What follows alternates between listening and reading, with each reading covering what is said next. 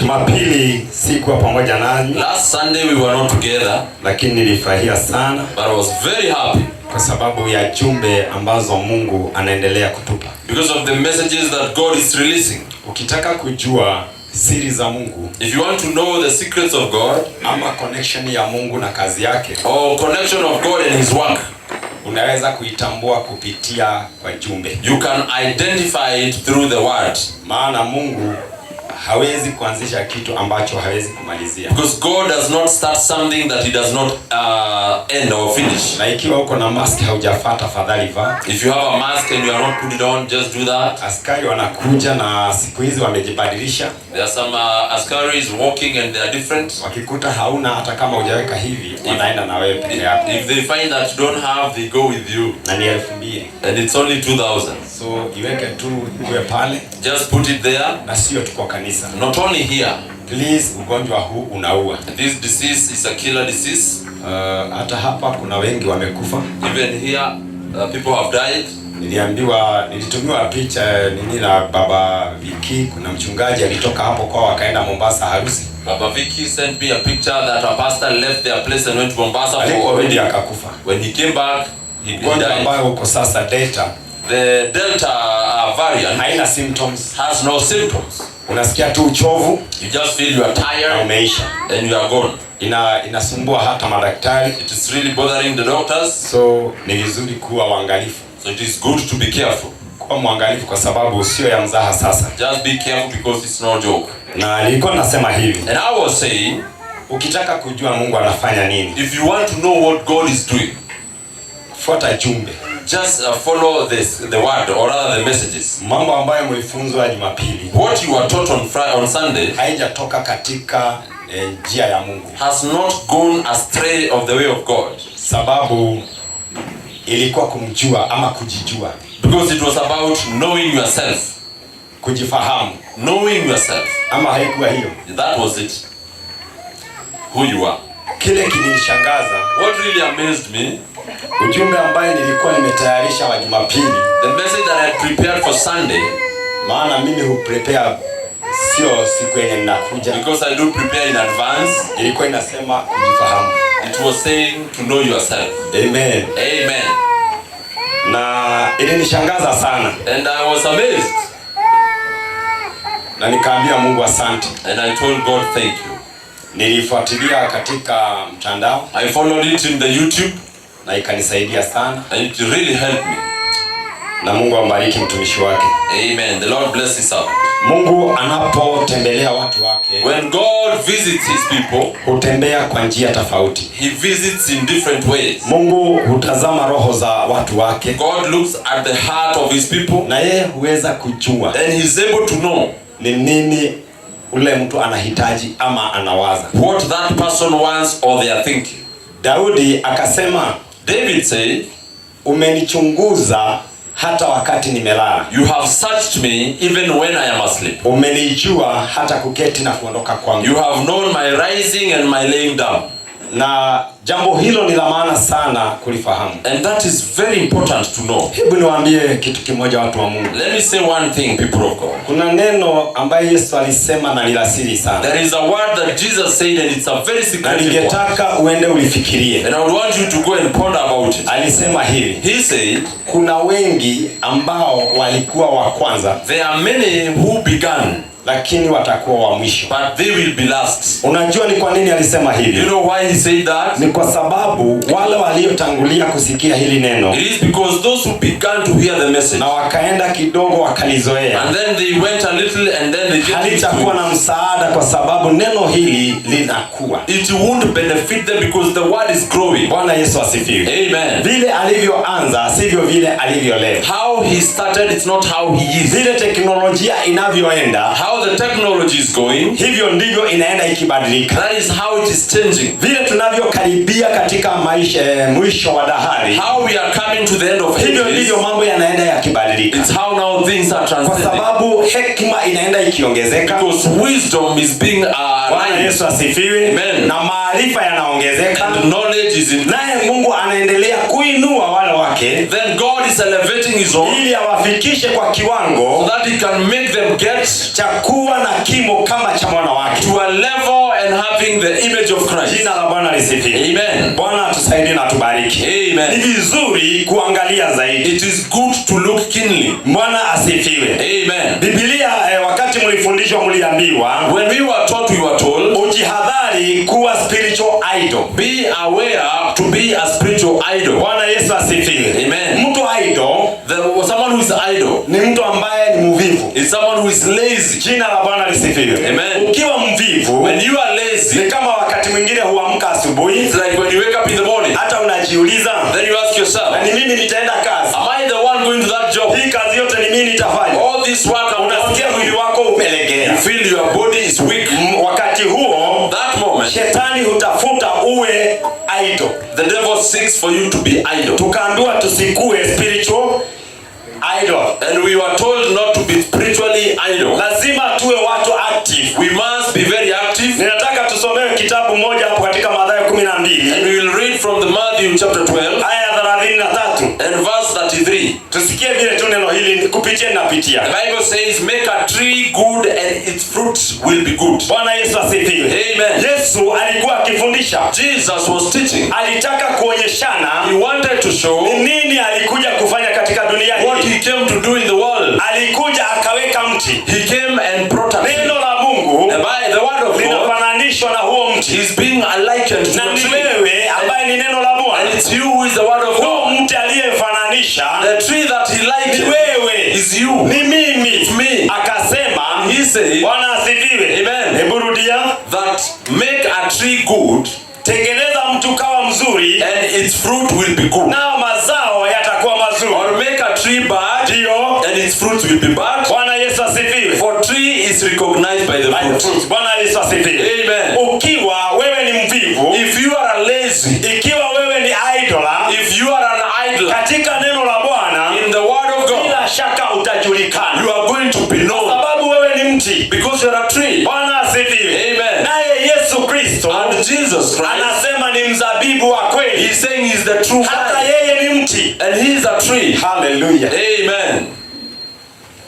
Kwa hivyo inategemea. So it determines mtu wako ni aina gani. Or rather depends which kind of a tree you are. Itajulikana. But it will be known. Na unajua siri ya shetani. And the secret of the enemy, Biblia inasema kazi yake ni kuiba, kuua na kuangamiza. Yeah, the Bible says to kill, to steal and to destroy. Bwana asifiwe. Amen. Hiyo mambo matatu, the three things, wewe huwezi kuona kama iko ndani yako. You cannot see like it is in you. Shetani huiweka ndani yako. And the devil puts them in you. Bwana asifiwe. Amen. Kama sasa hivi, like now, anaweza kuja na kuiba wewe. He can come and steal you. Mawazo yako. Your mind. Amen. Amen. Ataiba kwa njia gani? How will he do that? Unaanza kufikiria, you start thinking, huyu pastor anataka kusema nini? This pastor, what does he want to say? Umechukuliwa mawazo yako. You have already been captive. Kwa sababu wakati ataona hiyo akili zimekuja, because when he sees those thoughts coming, analeta katika mawazo yako, he brings in your mind, ni wapi atapitia, where he will penetrate, amepoint wapi, where he has pointed, mawazo yako inatatizika. Then your mind becomes unstable. Ana njia nyingine. He has another way. Anakuja anakuelezea, he comes and tells you, sijui kama ulifunga nyumba vizuri. I don't know how, if you locked your house well. Unaanza kufikiria ni vile ulifanya nini kama ukweli ulifunga. You start thinking, yeye ni mwizi. He is a thief. Anaanza kuiba. He started taking na uko hapa. And you are here. Na utabaki hapa lakini ashakuiba. And you will be here but you are stolen. Kuiba kile anafuatisha ni kukubomoa. And when you are stolen, Bwana Yesu asifiwe. Amen. Wale ambao wako na biashara, those who are business, pia anakuiba. He steals. Maana yeye ni mwizi. Because he is a thief. Kwa sababu hiyo, ni vizuri kuangalia huu mti. It is good to seek this fruit. Bwana asifiwe. Amen. Ili mazao ya mtu wako yawe mazuri. So that the fruit of your tree to be good. Maana alisema, because he said, ninaenda lakini ninaja kwenu. But I'm coming. Ako ndani yako na anajua. Is in you and jina la Yesu lisifiwe. Hallelujah. Spiritual idleness bears no fruit. Spiritual idleness haina mazao. It doesn't know how fruit. Ukiwa idle, because when you are, shetani hatakubali. The devil cannot allow. Lazima akupe kibarua. You must work. Hallelujah. Amen. Lazima akupe kibarua. He must give you some work. Amen. Amen. Siku moja, one day, kuna mzee mmoja, there is one man wa huko kwetu, from his place. Unajua kwetu ni kule Western. He says his place is Western. Na Western yakunaga mchezo. And Western no joke. Kuna kada moja hapa, si ndio? We have one guy from Western Waju. Si mtu ikifika kwa busu mnatoangaga vizuri. Busu ba. Fanya kanisa hivi. Yes. Amen. Amen. Na alikuwa na mazoea, and he was used to. Hakuwa ameamini bibi yake. He had not believed to his wife. Akienda soko, when he went to the market, kwake kulikuwa na kamiti karefu. There was a very tall tree. Anapanda pale juu sasa, anaangalia ataongea na nani, atasema na nani hivyo. He will climb and look whoever she's going to talk to and all that. Shetani anaiba mawazo yake. The devil steals his mind. Manipulate. He manipulates them ili aharibu boma yake, so that he can destroy his home. Mkisalimiana na yeye, when you greet each other, anaandika. He writes down. Sasa yule bibi akirudi, when the wife comes back, ni furugu na vita. It is war and chaos. Uliongea na watu watatu. You spoke with 3 people. Wa kwanza ni nani? Who is the first one? Kwa sababu huo mti ni ule mchafu. Because that tree is already rotten. He's an idol. Yeye ni mlezi. Kwa sababu hakuna kazi ya kufanya, ni kupanda miti kuangalia. Because he's just climbing trees and looking. Hivyo ndivyo hivyo katika kiroho. That is how it is in spirit. Ndugu na dada, usikubali kuwa spiritual idol. Do not allow to be an idol in spirit. Jina la Bwana lisifiwe. Hallelujah. Ukaambiwa kuhusu forgetting. We were told about kusahau. Kama vile nimewakumbusha. Like how I've reminded you. Corona iko ndio. Corona, yes, is lakini haiwezi kuguza mtoto wa mfalme. Cannot touch the son of God. Although usijipeleke, do not take yourself. Usijiachilie. Do not release. Maana unapojiachilia Mungu hana haja na wewe. Because when you don't care, amesema usimjaribu. He said do not try him. Jina la Bwana lisifiwe. Amen. Kwa hivyo ni vizuri kuangazia mambo ambayo tuliyafundishwa jana. It is good to look what we were taught. Tuweze kumzalia Mungu mazao. To be able to bear fruit. Ujumbe wa siku hii ya leo, today is a message, ambapo nataka kuingia haraka. And I want to say, ninataka kuingia katika make use of every opportunity. Make use of every opportunity. Nimesema hivyo.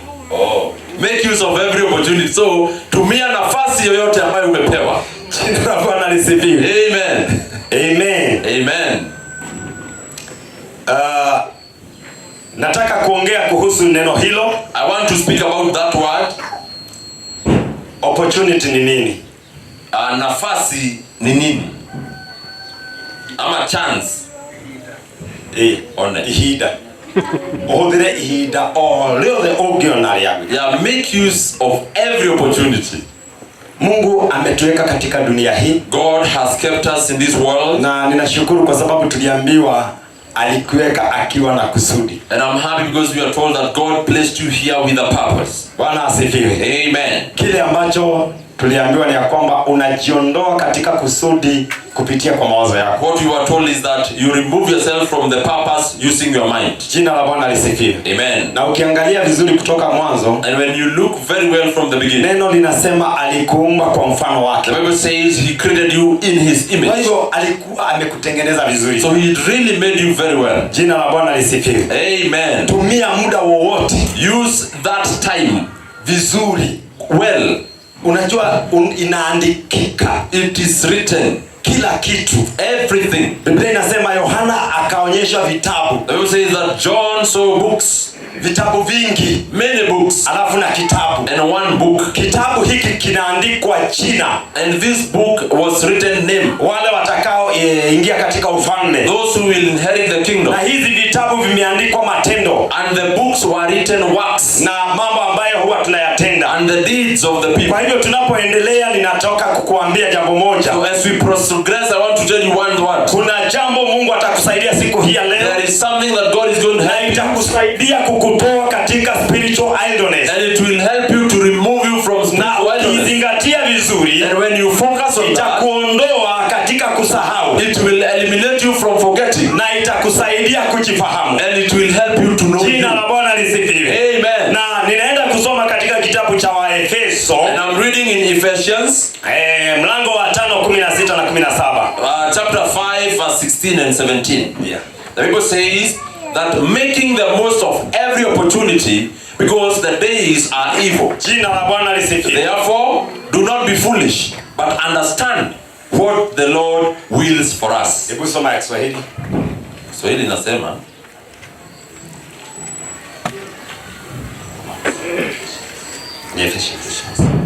Okay, Waefeso 5:16 and 17. Yeah, 5:16 and 17. This is what the Bible says.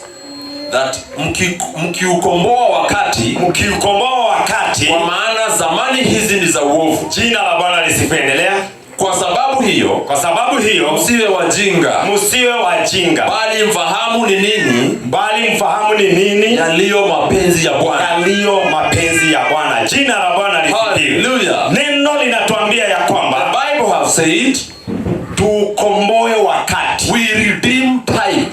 Utumie wakati ipasavyo. You use that time accordingly. Redeeming time, kukomboa muda, inafaa mtu kufikiria sana. It really should make someone to think well. Maana machoni pa Mungu, because in the eyes of God, sisi zote, all of us, tumepewa, we have been given equal amount of time. Muda ambao ni kawaida. Bwana Yesu asifiwe. Amen. Sasa tulipo mahali hapa, now where we are now, sisi zote tumepewa muda ukiwa sawa. All of us has been given equal time. Ni nani amepimiwa?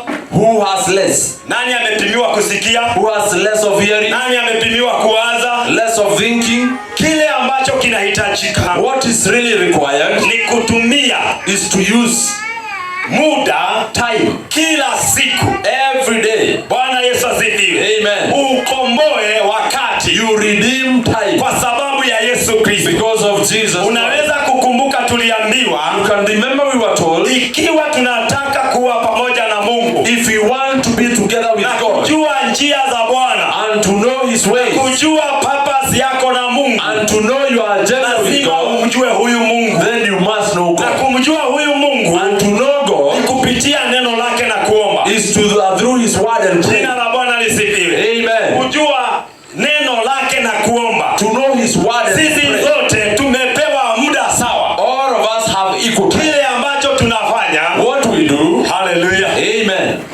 mmoja, one, anaweka muda wote kwa mambo yake, puts everything to his things. Kuna wakati tulifanya hesabu hapa. There is a time we did some calculation. Muda ambayo unampa Mungu, the time that you give God, na tukaona dakika ambazo tunampa Mungu ni kidogo sana. And we saw that the minutes that we allocate to God, they are very kidogo. Na tukaulizana, and we were asked, kati ya dakika 1100 ilikuwa na 40, si ndio? Yes. 1444. Yeah, wewe humpa Mungu dakika ngapi? How many minutes do you allocate to God? Nataka turudi tu hapo kidogo. I want us to go back there. Kwa sababu tumepewa equal amount of time. Because tumepewa, we have been given equal amount of time. Kila siku, every day, kuna masaa 24. There are 24 hours. Mchana 12, day 12, usiku 12, at night 12. Wewe humpa Mungu masaa mangapi ama dakika ngapi? How many hours or minutes do you give God? Hiyo hesabu ni nzito. That is a heavy sababu hiyo ikifanywa saa hii tunaanguka mtihani sisi wote. Because if it is done now, all of us will fail. Lakini tumepewa muda ulio sawa. But we've been given equal time. Lakini what determines ni vile unavyoitumia. But what determines is how you use it. Jina la Bwana lisifiwe. Amen. Vile unavyotumia muda ambao umepewa. How you use the time that Hebu nikwambie watu wa Mungu. Let me say this, people of God. Ikiwa Mungu atatupa uzima wa milele kupitia time ambayo tumempea. If God will give us and grant us eternal life using the life or other time we have given him. Ni vigumu sana tuingie. It is very hard to go in. Tumechukua muda wote. Because you have taken every time. Umekuwa wetu. It has become ours. Bwana Yesu asifiwe. Amen. Lakini tukiweza kuutumia muda vizuri. But if you use that time well. When we redeem the time for Christ, tukikomboa muda wa Yesu Kristo, then we praise the utmost value upon it. Then tunaweka ile value ndani yake. Bwana Yesu asifiwe. Amen. Nataka tu uangalie. I want you to check. Wakati mwingi huwa tunaomba. Most of time we pray. We do not settle. Hatutulii. We do not settle. Kwa sababu gani? Why? Ulisahau kuweka simu yako silent. Because you forgot to put your phone in silent. Jana na juzi haukupigiwa simu. Yesterday and the other day you not. Leo unataka kuomba. Today you want to pray. Wateja wa simu wanakuwa wengi. Then people will start calling. Wangapi wame-experience kitu kama hiyo? We have experienced that. Bwana asifiwe. Amen. Kwa sababu shetani, because the devil, ni mwizi, he is a thief, ni muuaji, he is a killer. Bwana asifiwe. Amen. Anatafuta kukuondoa, to remove. Bwana asifiwe. Amen. ukianza kusikia simu inakuja wakati umeanza maombi, when you start hearing phone ringing when you are praying, hebu jiulize, ask yourself, kutoka jana mpaka wakati huo, from yesterday to that moment, wameongoja kwa nini? why were they waiting? Lakini kwa sababu sisi ni wanadamu hatutaki kukosea, But because we are human, we don't want to error, na iko marafiki wengine wanazidi wengine, and there are other friends than others, unatoa, you remove it, na unakatisha maombi kidogo, and you stop praying, na unasema haru, you say hello, unamwambia tu, mnaongea na mnacheka, yeah, you start and laugh, alafu unaweka chini, and then you put down, sasa unaanza tena maombi, and then you come back to prayers. unajua ile line ya kwanza ishaenda, You see, the first line has been cut, ile ya kwanza ndio ilikuwa na breakthrough, and the first one had the breakthrough. hiyo ingine malaika ashatoka. The other one, the angel is not there. Muda wako utautumia kwa njia gani? How are you redeeming time? Tukiweza kutumia muda wetu vizuri, If you are able to use our time well, na tuweze kuweka dhamana katika muda wetu na Kristo, and we are able to put value in our time with bila Jesus, shaka tutaweza kuingia pale panapostahili. without no doubt we will go to where we Tutaanza belong. kuwa na kimo We shall have the stature kama cha Yesu Kristo. of Jesus Christ. Tutaanza kuwa We shall be na nguvu. powerful. Bwana Yesu asifiwe. Amen. Kwa sababu muda ambao tumepewa Because the time that we've been given, lazima tuutumie we vizuri. must use it well. Maana Biblia imesema, Because the Bible has said, maana nyakati hizi because these ni times nyakati za ubaya. are dangerous times. Bwana Yesu asifiwe. Amen. Nyakati hizi ni nyakati za ubaya. These are dangerous Kwa nini times. nasema ni nyakati za Why ubaya? am I saying they are dangerous Angalia times? dunia nzima Look, imeharibika. the whole world is Wakati messed up. huu vifo vimezidi. Death is too Bwana much. Yesu asifiwe. Amen. Uharibifu umeongezeka. There are a lot of bad Ni things, nyakati, Roho Mtakatifu anasema ni nyakati za ubaya. and the Spirit is saying Tunastahili watu wa Mungu we should tuweze kutumia muda huu vizuri. use our time wisely. Mnenaji mmoja mhubiri akasema, One speaker said Bwana Yesu asifiwe, Amen, maisha haya that this life ni mtihani. is a test. Ni mhubiri alisema mahali fulani, That's another speaker. aliyesema maisha haya ni He mtihani. said that this life is Bwana Yesu asifiwe. Amen. Kila siku, kila saa, every day, jina la every Bwana hour. lisifiwe. Amen. Tunakaa katika majaribio, We are in temptation. tunakaa katika mtihani. We are in a test. Unaletewa mtihani kila saa. A test comes Na hebu every nikwambie day. ndugu na dada, And one thing I say, mtihani ambao unaletwa the test that sio comes mtihani wa Mungu. it's not a test of Mtihani God. mingi yatoka kwa shetani. Most tests are from the devil. Bwana Yesu asifiwe. Amen.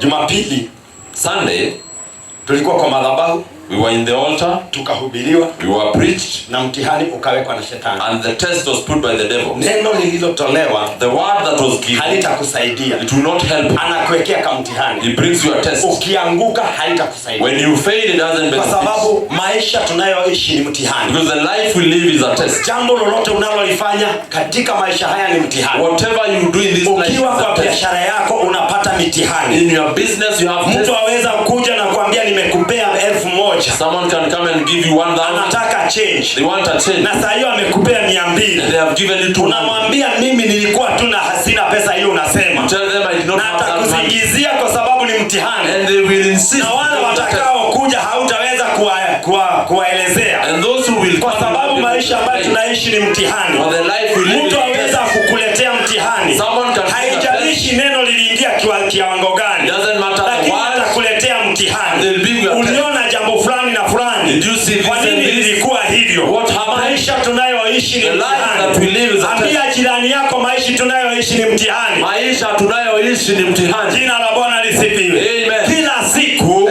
Every day, lazima uangalie you have to look masaa yako utayatumia namna gani. how are you utilizing your hours. Kile ninaamini What I believe, watu wengi wameanguka huu mtihani. most people have failed. Bwana atusaidie. Amen. Watu wengi wameanguka huu mtihani Most people have failed kwa sababu haikuji vile unavyofikiria, because it does not appear as you think. na kwa sababu ya kuanguka mtihani ule, And because of failing the test, Wakristo wengi most Christians, wanakosa kukua. they are not growing. Amen. Amen. Wanakosa kukua. Grow. Bwana atusaidie. Amen. Kuna ugonjwa hupata watoto. There is a specific disease that gets the children. Unakuta mtoto anakuwa kama ni kichwa. You find a kid growing the head. Inakuwa kabisa. It is just growing. Mpaka anaenda hospitali. He goes to the hospital. Anaambiwa lazima apelekwe India. They are told they have to go to India. Kwa sababu hakui mwili wote. Because the whole body is not developed. Hivyo ndivyo ilivyo katika Wakristo. That is how it is in Christians. Tusaidie sana. Amen. Unaweza kuwa lakini unakuwa pande moja. You can grow but one kwa sababu maisha haya ni mtihani. Because this life is a test. Mtihani huja, the test comes, ili uende kwa darasa hilo lingine. So you can go to another level. Kwa hivyo Wakristo wengi, most Christians, kwa sababu ya failure, because of wanabaki na wanasalia katika kile darasa hiyo. They remain in that class. Paul akasema, Paul said, kwa nini kwani mmerogwa na nani nyinyi wa Galatia? Has bewitched you Yafaa sasa muwe ni wakufunzi. It should be like most of you should be teachers. Lakini bado mnastahili kulewa na maziwa. But you are still getting chakula chepesi on milk and kwa sababu wamekataa kupita mtihani. Because you have not Bwana Yesu atusaidie sana. Amen. Maisha haya ni mtihani ndugu na dada. Inafaa kila mtu kujitahidi. And we should ili uweze kukua. So that you can. Paul alikutana na watu aina hii wengi sana. Wakati mmoja akakuta watu. Mmoja wanasema sisi ni wa Kefa. Wengine wanasema wa Paul. Wengine wanasema wa Apollo. Kwa sababu gani? Walikuwa wakianguka mtihani. They were not growing. Hawangeweza kuenda katika darasa hilo lingine. They could not go to another level. Bwana tusaidie sana. Amen. Hawakuweza kukua. They could not grow. Kwa sababu gani? Why? Ukishaanza kukua, when you start growing, unaenda darasa hilo lingine, going to another class, mafundisho ya darasa hile hawezi kuikuta kwa darasa hili. The teachings of this class yote inategemea unatumia muda wako kwa njia gani. How are you using it? Jina la Bwana lisifiwe. Tangu uokoke, tangu ujue neno la Bwana, since you knew the word, determine how you use your time. It determines when you ukiwa unapea mambo yako yote time yote, if you are giving, unaanza kupooza upande wa kiroho. Then on this side hakuna wakati Roho Mtakatifu ataingia ndani yako. There is nowhere the Holy Spirit will come. Hakuna wakati atakusaidia kwa sababu there is no time. Ni wakati wa utilize your time properly. Bwana Yesu asifiwe. Ikiwa hautatumia vizuri, na dada, wakati utakapofika hautaweza kujua nyakati, time and season. Bwana Yesu asifiwe. Amen. Yesu akawaambia wanafunzi, Jesus told the disciples, jifunzeni na mtini. Teach yourself with a tree. Asifiwe. Amen. Hata wakati wa zamani, even in watu walikuwa wakiangalia anga. People used to look at the weather. Siku hizi imeharibika kwa sababu ya factory kuja. Nowadays it's not good because of factories. Sasa haiwezi kuwa kama zamani. It cannot be accurate. Lakini walikuwa wanajua wakati wa kiangazi na wakati wa mvua. They used to know when it's going to rain and when there is no rain. Hivyo ndivyo ilivyo katika watu wa Mungu. That is how it is. Ni wakati wa kutumia time yetu vizuri. Jina la Bwana asifiwe. Akasema maisha haya ambayo tunaishi, Bwana asifiwe, ni mtihani. It is a test. Amen. Amen. Ni mtihani. It is a test. Ahab akapewa mtihani. Ahab was given a test. Akakosa kupita. He did not pass. Bwana Yesu asifiwe. Amen. Daudi akapewa mtihani. David was tested, lakini akapita. But he passed. Bwana asifiwe. Amen. Solomon akapewa mtihani. Solomon was tested, akaanguka. He failed. Na alikuwa amepewa hekima yote. And he had all the wisdom. Tunaelewana? Are we together? Tunaelewana? Yes. Solomon alikuwa amepewa hekima yote. Solomon had all wisdom. Wasomi wanasema, and theologians say, alikuwa akiweza kusikia sauti za ndege. That he could hear the sounds of the birds. Hekima ilikuwa ya juu sana. Wisdom was on another level. Lakini mtihani akaanguka. But he failed the test. Samson alikuwa amepewa mtihani. Samson was also tested, lakini akaanguka. But he failed. Yawezekana ulipewa mtihani. It is possible you are given. Yawezekana nimepewa mtihani. Or have been given. Maana hata na sisi hatutasazwa. Because we are not different. Utapita mtihani huu. Will you pass? Jina la Bwana lisifiwe. Amen. Ndio tutajua. Yes, we will know. Kupitia wewe ulivyo, through how you vile unavyo act, vile unavyofanya, matendo yako yatadhihirisha. Bwana asifiwe. Kwa sababu lazima lazima ionekane. Because it has to be revealed. Nilipokuwa primary, when I was in primary, miaka hiyo ya zamani, kila mtu ana zamani yake. Those years and everyone has their own. Kulikuwa na kijana mmoja alikuwa anaitwa Davis. We had one guy by the name Davis. Alinikuta nikiwa standard 4. He came and found me in class 4. Na akaletwa kwa darasa ya standard 3. And he came in class 3. Kalikuwa katoto hivi. He was small. Na unajua siku hizo, those days, kupata mkate imewekwa blue band. To find a bread with a BB blue band, ilikuwa ni history. It was a history. Hata kuiona, even to see it, kwanza tuliulizia. First we asked, ni nini? What is this? Maana ni Davis kwa shule mzima alikuwa anakuja na break na lunch. Because it was Davis in the whole school coming with lunch. Ya toast imepakwa na blue band. Having toast with BB. Na tukaanza kila mtu anatafuta rafiki. And we started looking and seeking for friends. Na unajua sasa sisi ile chakula ilikuwa mzuri, either githeri ama mahindi choma. Our food that was best is githeri or the corn, the maize. Na kwa sababu kwetu kulikuwa na chemichemi, mahali shamba iko chemichemi. And because we had like a swamp in our farm. Tulikuwa tukila mahindi ya kuchoma na ya kuchemsha kila wakati. We used to eat that food or rather maize every time. Na nilipoona sitapata nafasi ya kupewa hiyo kamkate nijue ni vizuri. And when I saw that the bread could not reach me, nilinunua na mahindi. I bought it with the corn. Alitamani mahindi sana. And he desired maize very well. Sasa tukawa na agreement. So we agreed. Toast moja, one toast, mahindi moja, one maize. Sasa shida ilikuwa, now the problem was, nini imepakwa? What has been smeared? Akisema blue band, when he says the BB, unamuuliza kama inatokaga kwa shamba. You ask them, is it farmed? Maana sisi hatukuwa tunajua. Because we had not known. Hatukuwa tunajua. We had not known. Wewe, Baba Jeni ulijua blue band wewe wakati wa masomo? Baba Jeni, did you? Wakati ulikuwa primary, standard 2, 3, 4. Baba Jeni anasema ile mkate ni ya ukanda. Hii bofro hii haikuwa. Yes, this bofro was not there. Usione kama ni maajabu. Sasa it was a joke. Nilikuwa namuuliza unaonja na unamuuliza hii inatolewa wapi? You ask them, where does this come from? Bwana asifiwe. Amen. Tuachane na ya mkate. Let's leave that. Tuingie ya masomo. Let's come now to the education. Alipoingia standard 3, when he went to class 3, siku ya kwanza tu, the first day, mwalimu akacomplain. The teacher complained. Akaita headmaster akamwambia huyu sisomeshi. He called the headmaster, I'm not teaching this one. Akaletwa baada ya break kwa klasi yetu. Now from break he was brought to our class. Headmaster akakuja akamwambia jaribu huyu ameshindikana huko. Headmaster said try this one because it has failed there. Alipoanza tukaanza kufundishwa, when we started learning, David anajua mahesabu karibu kumaliza. David knows all the maths. Mwalimu anaanza kuweka pale sijui amemaliza jawabu. The teacher start writing, he has already the answer. Akaita headmaster akamwambia mimi huyu siwezi. Because the headmaster, this one is too much. Sasa unajua sisi tunashangaa. Now we are wondering what is happening. Ni kadogo kuliko sisi. Yeah, it is very small than us. Lakini hata sisi hatujui. But we do not even understand. Sasa alipoletwa kwa klasi yetu nikafikiria. Now when he was brought to our class I thought tutakaaga na yeye. We will be sitting together. Akaenda hiyo ingine. He was taken to another one. Term moja, one term, akasoma mpaka 6. He went to class 6. Sasa mwalimu wa 6 akaambiwa, now the class teacher to class 6 was told avumilie to be to persevere. Alipiwe CPE, wakati huo ni CPE. That moment was CPE. Alipiwe, he will be paid for. Sasa ataondoka next year. And now he will just go on next year. The previous year. Bwana asifiwe. Amen. Imeshindikana klasi zote. It has actually stopped everything.